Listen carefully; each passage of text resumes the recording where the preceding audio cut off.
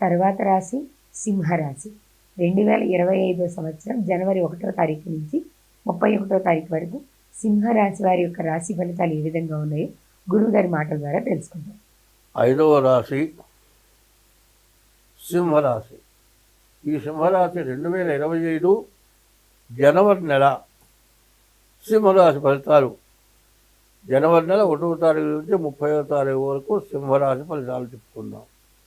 ఈ సింహరాశికి రవి అధిపతి.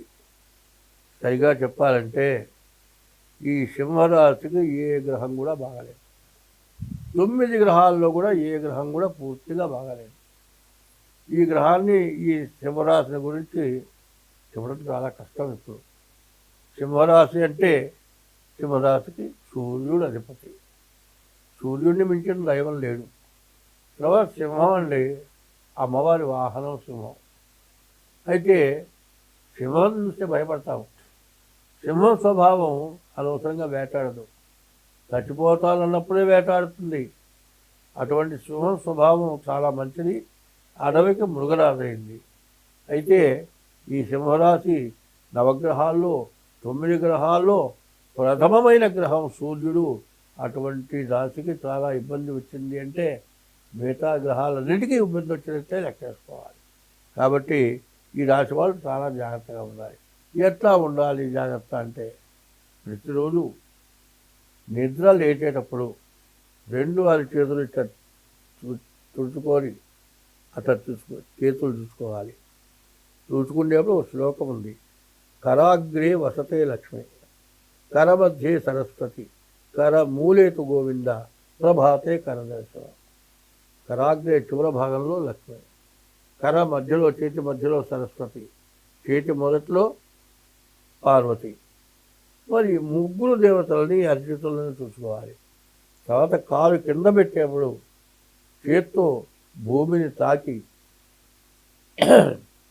ఎట్లా చెప్పాలి, భూమిని తాకినప్పుడు ఓ తల్లి భూదేవత, నా పాపమైన పాదాన్ని నీ మీద పెడుతూ ఉన్నాను కాబట్టి నా పాపం క్షమించమని కళ్ళగద్దుకొని అప్పుడు కాలు కింద పెట్టాలి.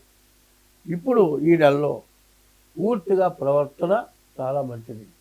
మరి సముద్ర వసనే దేవి పర్వతస్థల మండలే విష్ణుపత్ని నమస్తుభ్యం పాదస్పర్శం క్షమస్వమే అని ఈ శ్లోకం చదువుకొని కళ్ళగద్దుకొని భూమి మీద కాలు పెట్టి దిగాలి.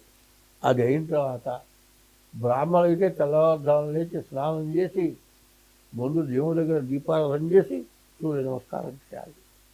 మిగతా సూర్యుడు ఎవరైనా సరే పాతిమొహం కడుక్కొనైనా సరే సూర్యుడికి నమస్కారం చేస్తే బ్రాహ్మణుడు సంధ్యావందనం చేసి సూర్య నమస్కారం చేసినంత ఫలితం మిగతా వాళ్ళు. ఎందుకంటే శూద్రులు, ఎందుకంటే వాళ్ళు రైతు, వ్యవసాయం చేసి అందరికీ అన్నం పెట్టాల్సిన వాళ్ళు కాబట్టి వాళ్ళకి ఆ పరిహారం ఇచ్చారు.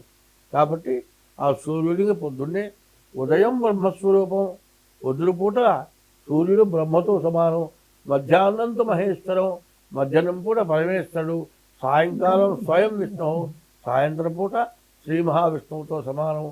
మరి సాయంకాలం త్రికాలం మహాదివాగరం 3 వేళలా ముగ్గురు బ్రహ్మ విష్ణు మహేశ్వర స్వరూపాలతో ఉంటారు. కాబట్టి బ్రహ్మ విష్ణు మహేశ్వర దర్శనం గుళ్ళో పోయి చేసుకునే దానికంటే ఎక్కువ ఫలితం వస్తుంది.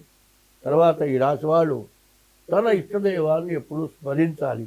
అదే కాదండి, ప్రతిరోజు శివాలయానికి వెళ్ళి నవగ్రహాలకు ప్రదక్షిణం చేయాలి. అది కాకుండా మారేడు దళాలతో ఈశ్వరుని పూజించాలి. ఇది కాకుండా శక్తి ఉంటే ఈ నెల ఇది ఈ మార్గశిర మాసం పుష్యమాసం 2 నెలలు కూడా విష్ణుమూర్తికి ప్రీతి రోజు.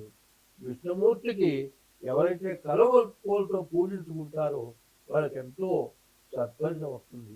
అదే కాదండి, ఈ పుష్యమాసం మరి మూగ జీవరాశుల పండుగ, పితృదేవతల పండుగ.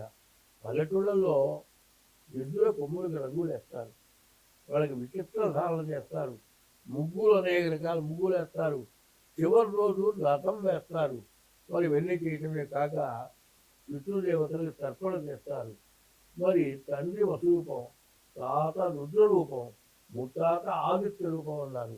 ఈ రోజుల్లో తెల్లవారుజామున సూర్యోదయానికి ముందుగా లేచి మరి విష్ణుమూర్తిని ఎవరైతే స్మరిస్తారో శ్రీ మహావిష్ణువుని స్మరించిన వారికి సకల పాపాలు కూడా నివారణ అవుతాయిట.